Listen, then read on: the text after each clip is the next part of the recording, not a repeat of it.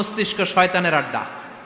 অলস যদি কেউ থাকে এটাতে টেনে বেঁধে কাজে নামাবেন, পারা যাবে। বিষ্ণু ঈসা ইসলামের কাছে এক সাহাবী এসে বলল, ইয়া রাসূলুল্লাহ আ'তিনি শাইআন, আপনি আমাকে কিছু দান করেন, আমার কিছুই নাই। বিষ্ণু বললেন, তোমার কিছু নাই? সাহাবী বললেন, ইয়া রাসূলুল্লাহ ঘরে আমার শুধু দুইটি জিনিস আছে। কয়টা? চিল্লায় বলেন কয়টা? এক হচ্ছে একটা জামা, দুই হচ্ছে পানি খাওয়ার একটা জগ। বিষ্ণু বললেন, এই দুইটাই নিয়ে আস। বিশ্বনবীর কথা শুনে ওই সাহাবী ঘর থেকে জামা নিয়ে আসলেন, পানি খাওয়ার জগ নিয়ে আসলেন।